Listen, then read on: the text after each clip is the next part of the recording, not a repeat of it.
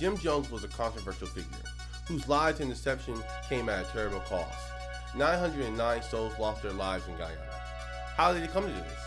How could a charismatic leader do such a heinous act? I'll be exploring that very question in today's episode. Hi, my name is Akili Mach 5, and you're watching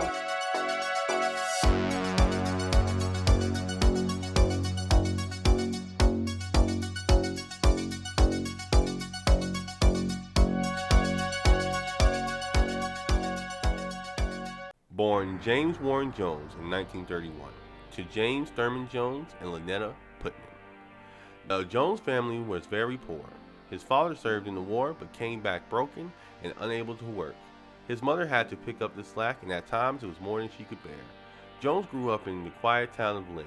As a child, Jones was very religious, even going as far as to hold funerals for dead animals. Some he even killed himself. His mother had visions that he would be a very successful religious leader.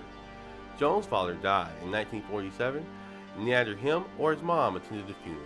To help around the house, Jones secured a job at the local hospital. It was reported that he would do jobs that many others found distasteful, such as working with corpses.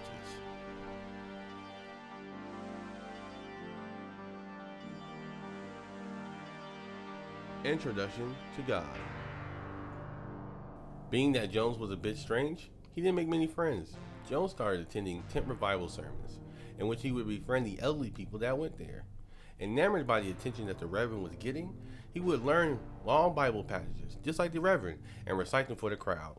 In the 1950s, Jones gained experience working with several church organizations, and eventually started his own church in 1955. He called it the People's Temple, where he preached of racial equality and social justice. To say the very least, he wasn't very popular amongst his white colleagues. Despite the animosity, Jones managed to grow in popularity. The Big Move. By now, Jones has been receiving death threats in the mail and through phone calls. Due to the indifference of the police officers or lack of evidence, no arrests were made, and the problem persisted. Feeling unsafe, Jones and his family moved to Brazil, thinking of possibly setting up a new temple location. Riddled with guilt from leaving the civil rights movement, he returned to Indiana in December of 1963. Jim Jones talked his congregation into moving to the Redwood Valley based on the claims of impending nuclear devastation, leading to a new socialist Eden on Earth. More people, more power. The People's Temple grew exponentially, coming up with locations in Los Angeles, Bakersfield, Fresno, San Francisco, and more. Due to his message and charisma, the People's Temple grew to thousands of members throughout their several locations, and with that came influence. San Francisco was the center of radical protests in the 1960s. Some say that the most tumultuous, divisive decades in the world history, due to events like Summer of Love, the Vietnam War, and the Civil Rights Movement. The air was thick with change. Where Jones saw conflict, he also saw opportunity. By the early 1970s, Jones began shifting his focus to San Francisco. The temple became highly influential in the local political scene. Jones would help stage protests and even help George Moscone's election as mayor in 1975. Jones was even the chairman of San Francisco's Housing Commission. The snake sheds his skin. To hold on to influence, he had to maintain his power by any means necessary. As time went on, former members say that Jones became more extreme, manipulating his congregation with blackmail, making them sign blank affidavit forms, and putting their fingerprints on firearms. Jones also engaged in beatings. All these things were commonplace in the People's Temple. You began to just go with it out of fear. There was no leaving the church. You either risked running away or stayed. Jim Jones, although married and preached about the sanctity of marriage, began behavioral control by sexually abusing his congregation. When Jones felt threatened by someone, he developed the need to compromise them sexually. Jones was arrested for approaching an undercover cop in a provocative way in a restroom at a local adult theater. After the arrest, Jones declared no more sex with strangers, turning to only his disciples to satisfy his sexual needs, under the guise of having to relate to their homosexuality in order to reach them. Jones adopted a more openly homosexual message in order to prepare his congregation for the news about his arrest. Eventually, Jones also fathered children outside of his marriage. Jones was reportedly using painkillers in the early 1960s, even stopping mid-sermon to mention his need for medication. By the 1970s, Jones was using drugs on a regular basis. He had a network of suppliers, doctors sympathetic to the temple, and members who would give him their prescriptions. Jones also used amphetamines to boost him up and tranquilizers to slow him down. Jones began deriding Christianity as a flyaway religion, rejecting the Bible as being a tool to oppress women and non-whites, and denouncing a sky god who was no god at all. He wrote a booklet titled The Letter Killeth, criticizing the King James Bible. Jones also began preaching that he was the reincarnation of Father Divine, whom, like Jones, had a massive following. From Divine, Jones learned them versus us, a method in keeping people together through a common enemy. Jones started to believe the CIA and FBI were taping the church's phones with plans to infiltrate the temple with spies, but unfortunately Jones wasn't the only one with delusions. Jones' followers were enamored by his ability to predict the future and heal the sick, and make the lame walk. Of course, these were all planned schemes by Jones to gain popularity and to amass a bigger following. The bigger move. Not all of Jones' followers were loyal, and some began to leave. After what they experienced and seen, some began to talk to the media. A reporter named Marshall Kilduff brought a story to the New West magazine, which included allegations by temple defectors of physical, emotional, and sexual abuse.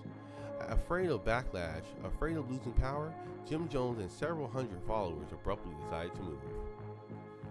A socialist paradise, Jones called it, a self-sufficient compound full of crops and livestock. But as time went on, the cracks started to be exposed. Jonestown wasn't a paradise after all.